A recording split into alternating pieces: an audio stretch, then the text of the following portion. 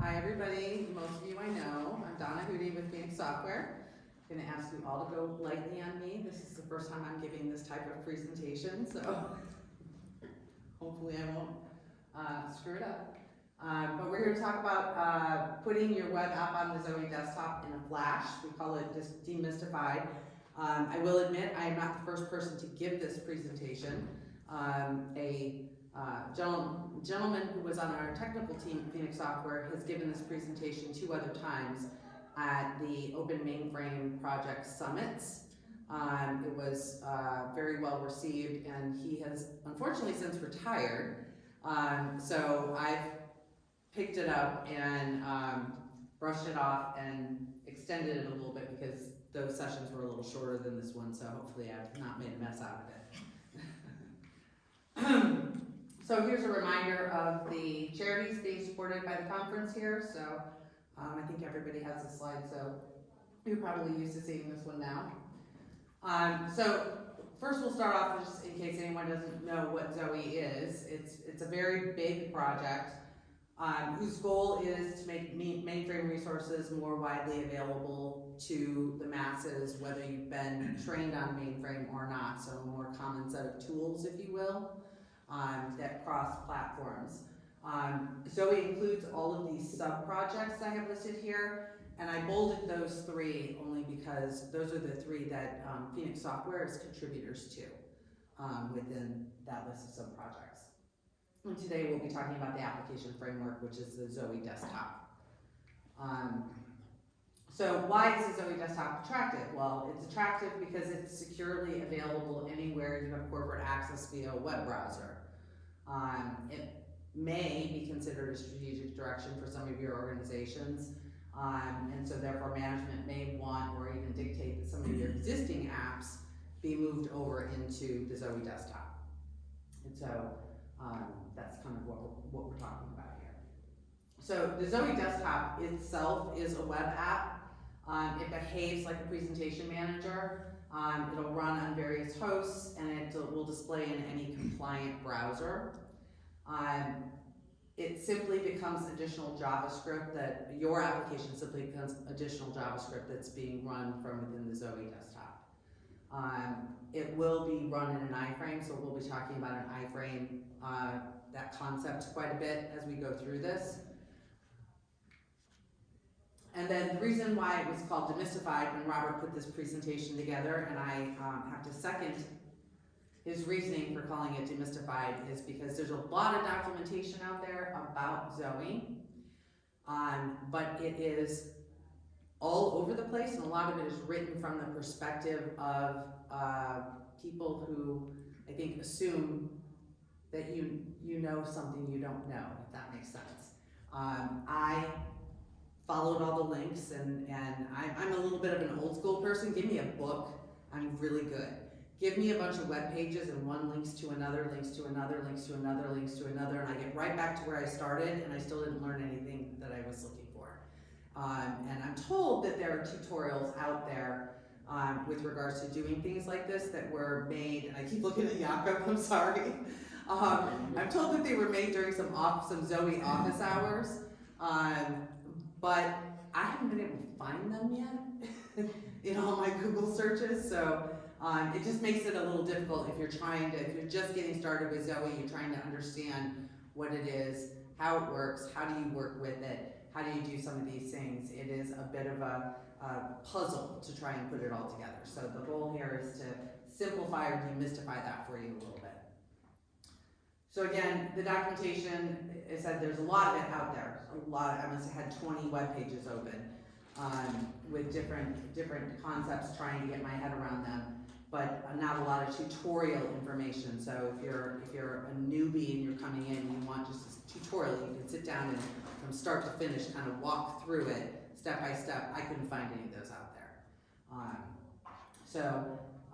Hopefully this will shortcut that for some people. Okay, so our focus today is going to be on putting your first web app on Zowe, on the desktop, without having to learn the API.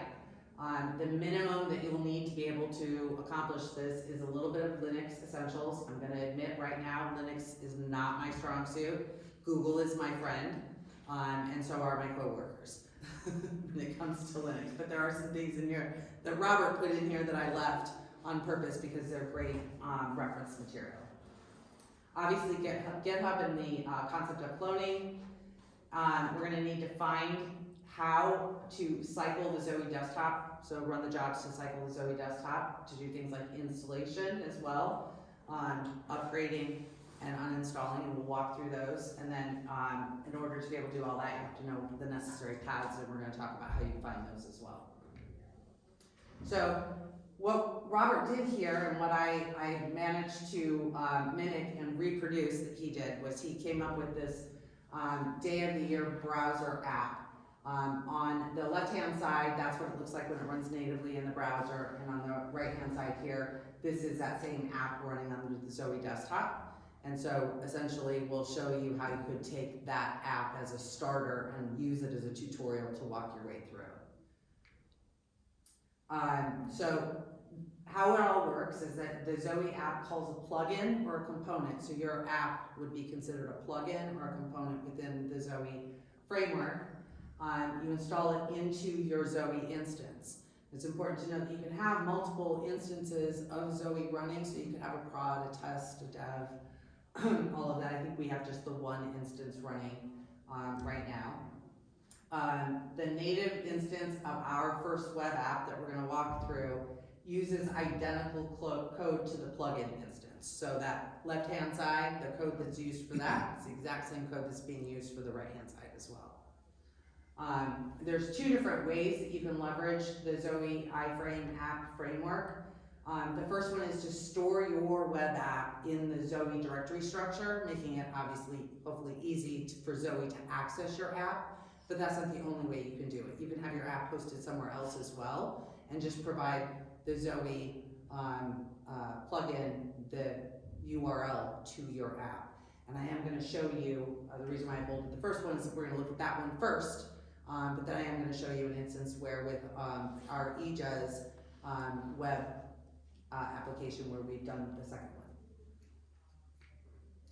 one. Okay, so here we're trying to explain what is an iframe app framework app. Say that 10 times really fast.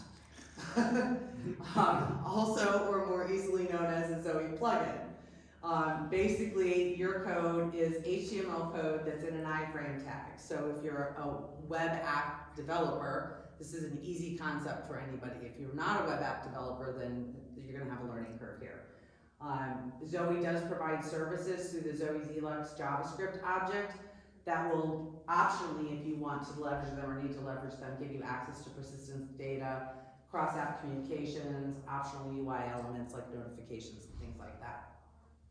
It is a restricted sandbox, as it says here, so your web app can only directly reference the Donna elements and data inside its iframe elements, so that's really important as well too. And then you can communicate with Zowe directly, but you have to use postmessage to do that, and we actually do that for our eJuz web app. So you'll see examples of that as well. Within this whole process, there are two concepts that you need to be really comfortable with. One is metadata, and then that versus your actual web app. So your web app is going to be your HTML files, your JavaScript files, your CSS files. Then there's the metadata.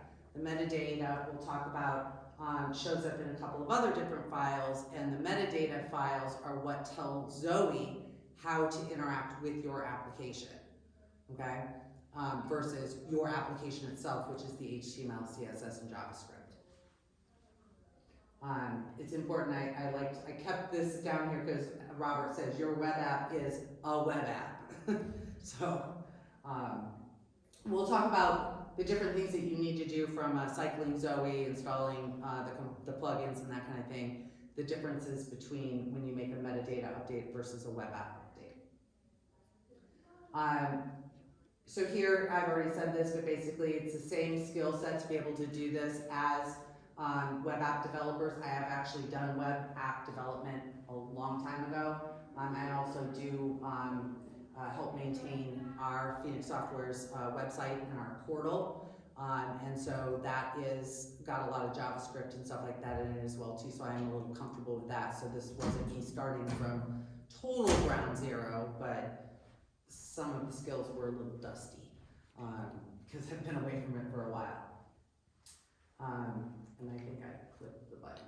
So, okay, so again, we're going to talk about when we change the plugin. One of the things we're going to have to do if we update the web content will be refreshing Zowe itself, and other times when we're updating the metadata where we actually have to stop and restart Zowe in order for Zowe to pick up those changes. Here's the metadata. So this manifest.yaml file and the plugin definition.json file, that's where the metadata lives. Again, that's the data, the parameters that Zowe uses to know how to interact with your application. And when you update those, that's when you need to stop and start Zowe. When you just update your web app, which is the HTML, CSS, and JavaScript, you simply need to refresh the browser or refresh the Zowe instance, so it's a little easier. We use Visual Studio Code with the Zowe Explorer plugin installed, but Eclipse and other editors will work fine too.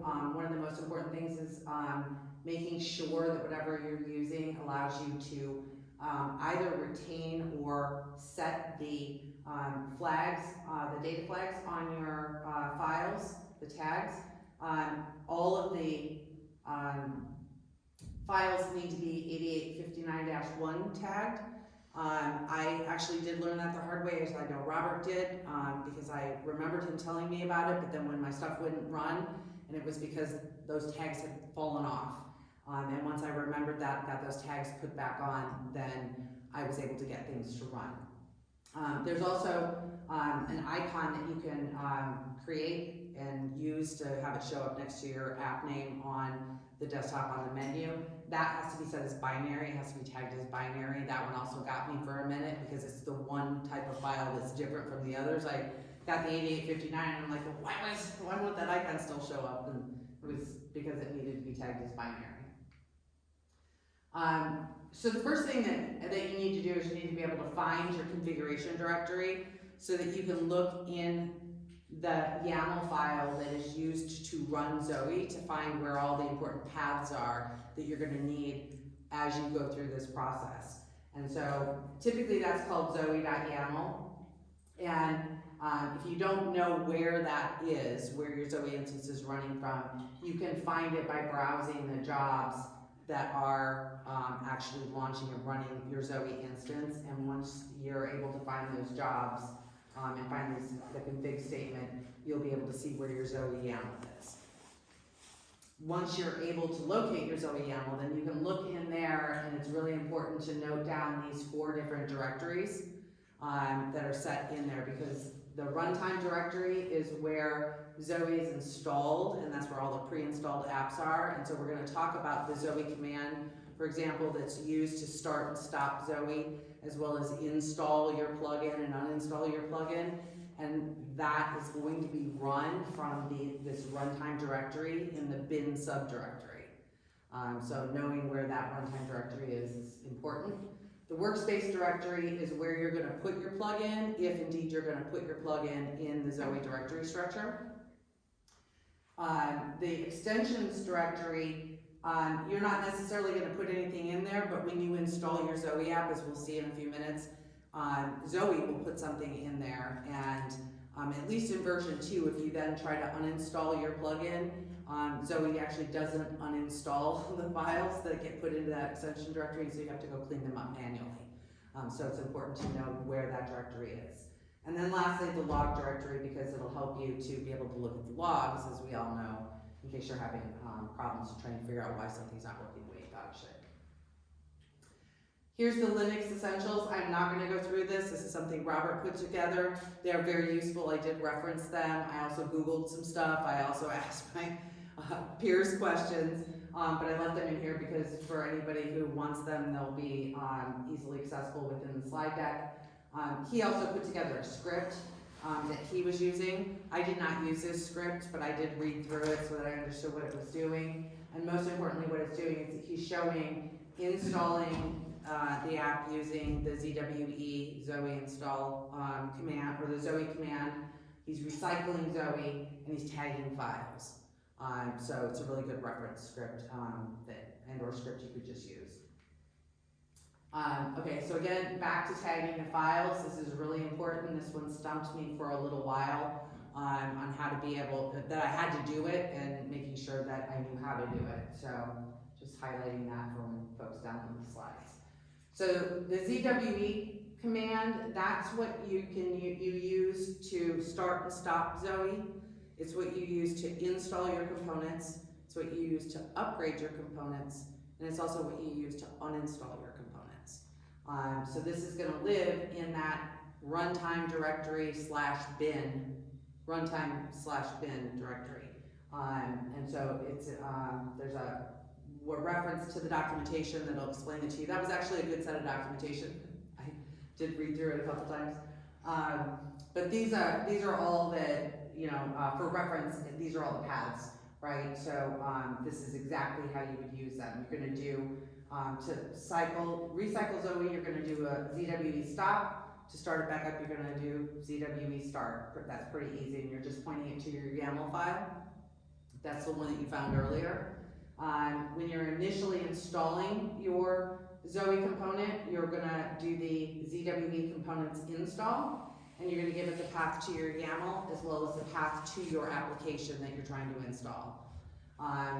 If you change the app after the initial install, then what you do is run it again, but this time with components upgrade with those same paths. And then if you want to uninstall it, then it's simply components uninstall with those same paths.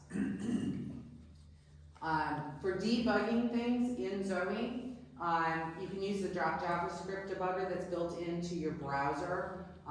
We were using Firefox, and so the same way that you would debug any other web app that you're running in your browser, you can do all those same things. And in Firefox, you can set the breakpoints and watches, and they'll persist between sessions. This is Git. I am not a Git pro, but I did do this. And so there's some useful shortcuts that he put in here. You basically want to install Git on your machine as well as Node.js, and then you can clone the repositories and bring them down. And we have shortcuts here. The middle one is pointing to the Zowe sample iframe app, which is what we start with. We take the one that comes with Zowe, and we install that, and then we customize it to change it over to use our application, and that's what we're going to do. But then the top one and the bottom one are from Phoenix Software's GitHub. And so the first one is the day of year app that we talked about that we're going to use here. And then the second one is for our eJuz Web version. Obviously, if you want to use eJuz Web on the Zowe Desktop, you have to be an eJuz customer. However, it, like the other two, is a good starting point if you wanted to use that one, since it is variation number 2, right? So I said variation number 1 is you install your web app into the Zowe directory structure and reference it that way. Example number 2 will be what we do with eJuz Web, which is a URL reference to eJuz Web, which is hosted somewhere else, but accessible to Zowe. Some notes that Robert had left as well are that you're not extending our or their repository, so you can delete the hidden .git directories and those things, and what you're left with is just the project files. Pardon me. Okay, so what we're going to do here is we're going to install and run an app. So the procedure will be to put the files out there, tag them, do the install, do a recycle, run the app, and then we'll talk briefly about uninstalling the app. And then there's some tips and tricks that Robert had left me, and I went through them, and they were very useful, that allow you to figure out, deal with the errors, figure out what's going on and why something might not be working, and that's how I eventually found out I wasn't tagging things, and where I didn't have permissions. I didn't have the appropriate permissions to do certain things, and so then I have to go get somebody to change my permissions so that I can get to what I need to get to.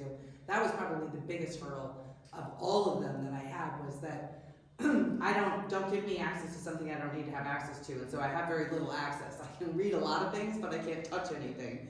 And so poor Ed over here kept getting pinged by me going, I can't do this, I can't do this, I can't do this. So that was the biggest hurdle. Okay, so managing the web app. So what we're gonna do is we're gonna use the Zowe sample app as our footprint, and then we're going to copy those supporting files and put them in place, and then we're gonna modify them to leverage our Day of the Year app. And very specifically, there's some steps here about what exactly we had to do that, and so what you can remove, what you can leave, what you can change. Most of it, some of it's optional. This one's continued. We did leave the unit testing functions in the original Zowe iframe sample app. I didn't use them. I'm not sure if Robert did or not. But if you're not going to use them, you can feel free to remove them, or you can just leave them the way that we did.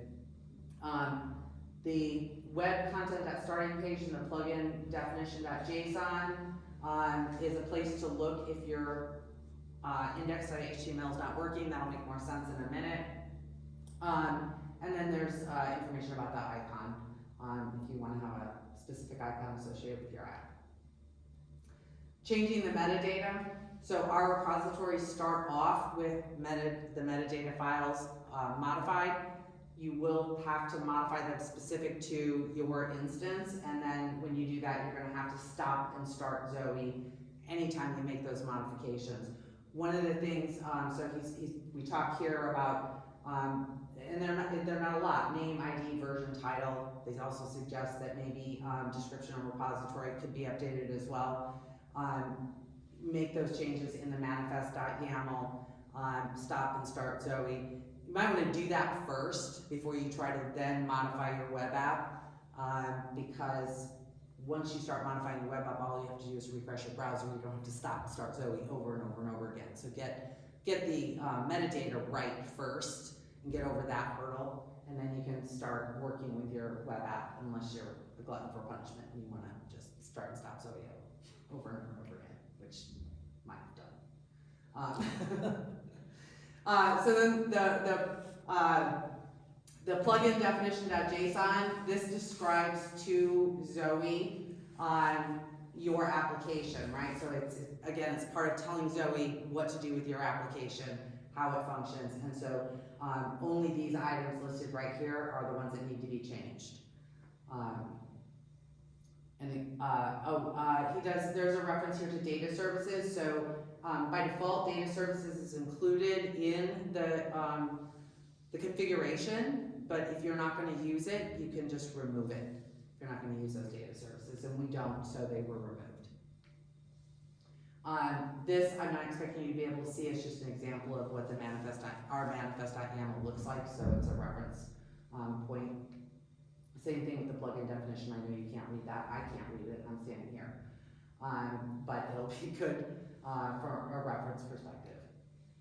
Okay, so again, when we're updating a modified app, we're going to change to the ZWE directory, the runtime bin directory, and we're going to run the upgrade command. So again, the parameters that go with that upgrade command, or with the ZWE command for whatever you're running it with, are always going to be your zowe.yaml config file. Where's that? The path to that, and the path to your plugin.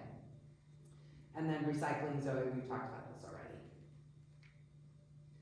Uninstalling is almost as easy as installing, upgrading, and stopping and starting, with the exception of there are a couple of files that Zowe seems to not delete when you do the uninstall, and so you'll need to go delete those manually, and we'll talk about what those are in a minute.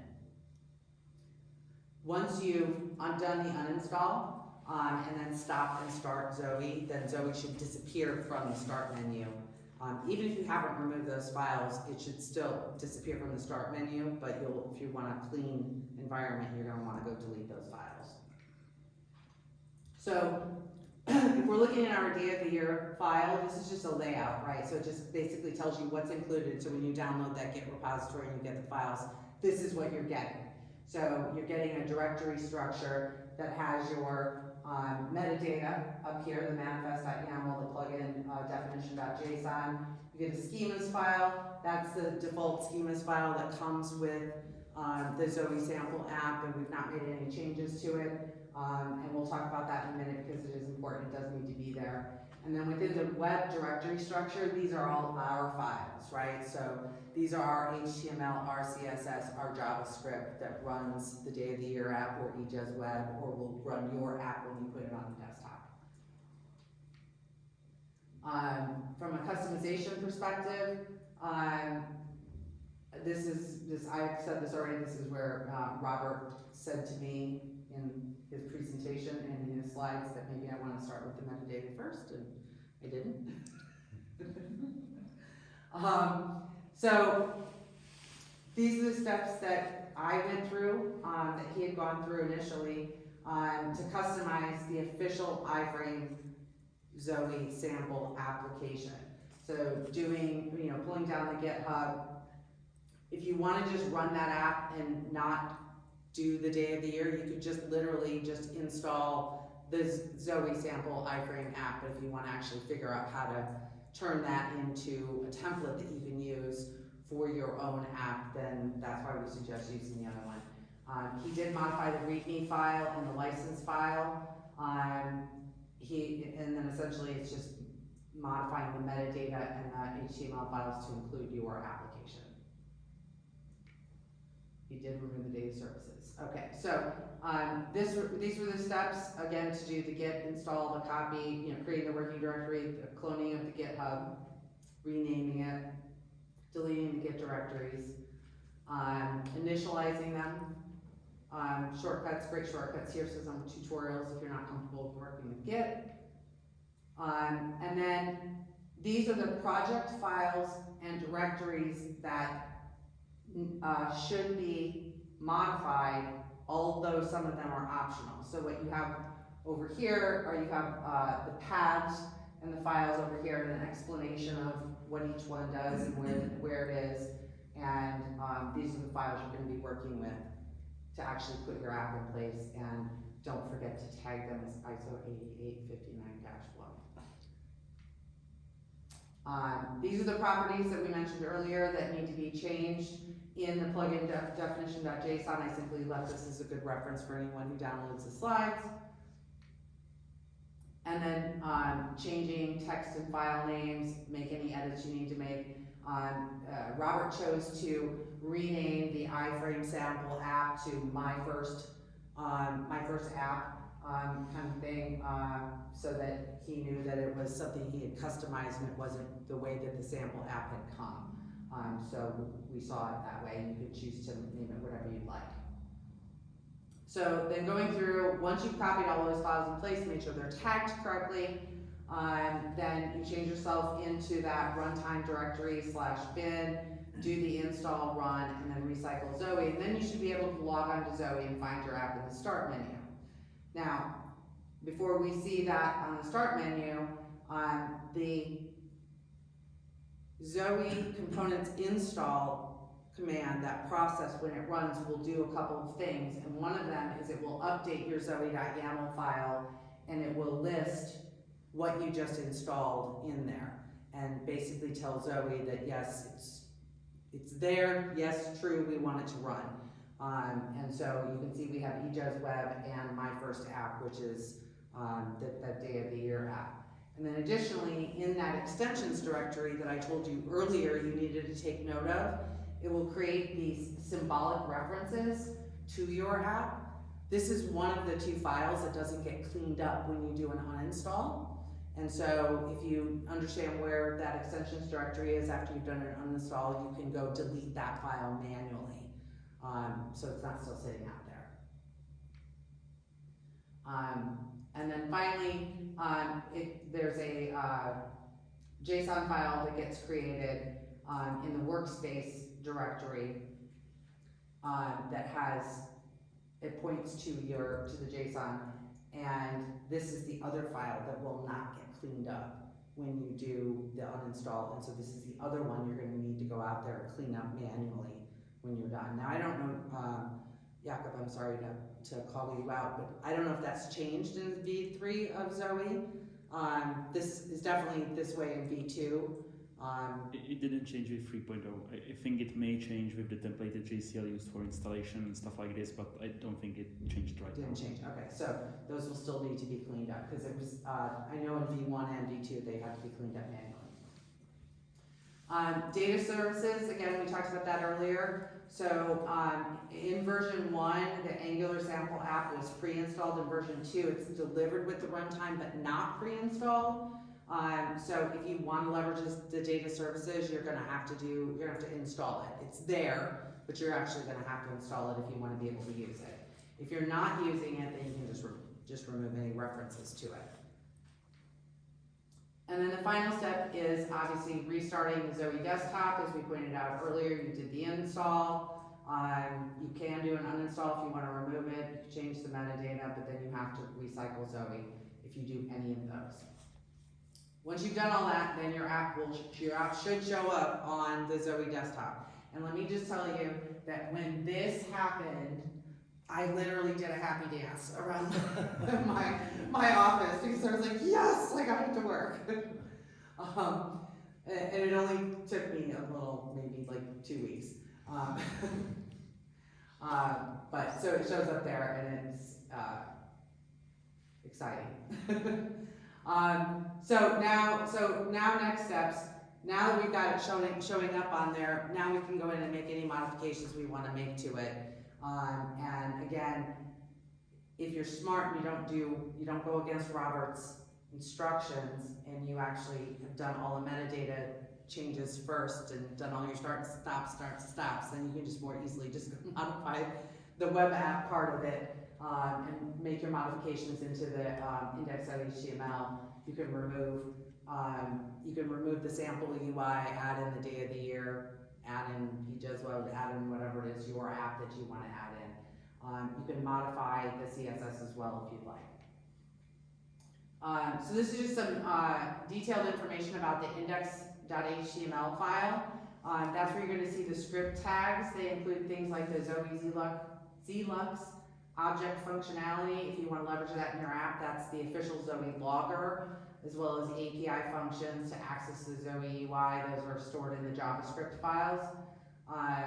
And then you can also take advantage of notifications, persistence data, and interact communications like we talked about earlier.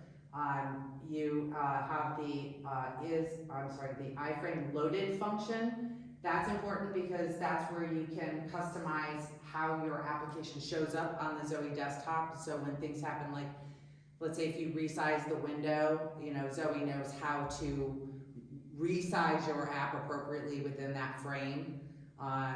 So you can control that there. And then the body tag contains the application's actual UI. These are just examples of those, so I just left them in so that you could, someone could see the examples of what the scripting portion of your index.html would look like that we just talked about, and then the part that's in the body. And so you can see here where he's got day of year calculator and so forth.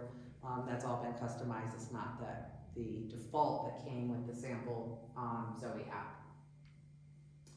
Okay, so first app is running on the Zowe Desktop. If all you want to do is run that app, you're done.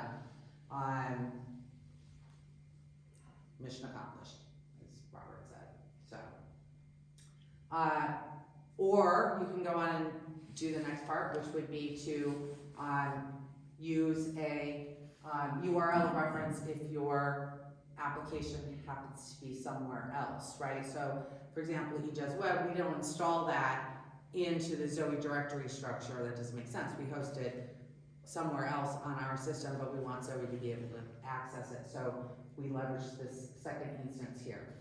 So just quick, eJezWeb is a web application. It does have a rich and fluid UI. It's very fast. It does communicate with the host using REST API. It does leverage JavaScript, Java Query in the client, and the backend of Java, C++, JNI, and optimized assembler. And it's been around since 2013. Left-hand side, that is native eJuz Web running in a browser. Right-hand side is eJuz Web running on the Zowe Desktop as a plugin. Happy dance in my office when this happens. We do provide, as I said earlier, the GitHub, so you can actually download, even if you're not an eJuz customer, you can actually download that. It is essentially, it is our eJuz web app with all the proprietary code removed from it and leaving only the things that we leave that aren't proprietary that allow you to be able to run it that way. I mentioned post message earlier, so eJuz Web does communicate with Zowe and it does leverage the post message in order to be able to do that.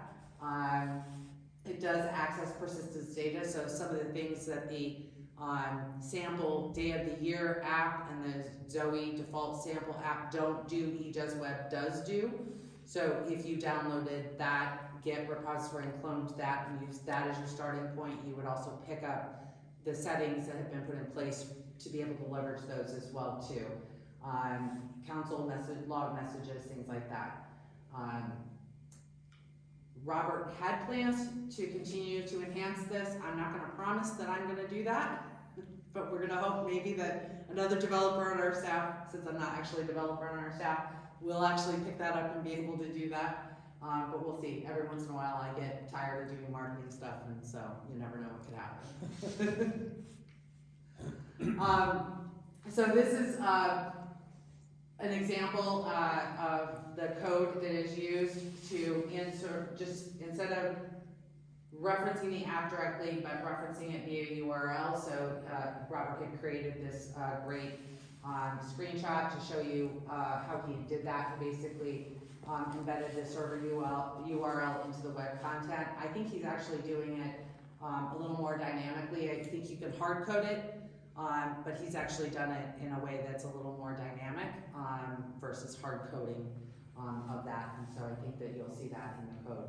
I actually have not looked at this code, I'll be completely honest with you. And then this is just the web app JavaScript and how he's doing that. So these are just screenshots for that. And I think that's the end. 5 minutes to spare. I don't know what I just said. There we go. Does anybody have any questions? I have a question. I knew it.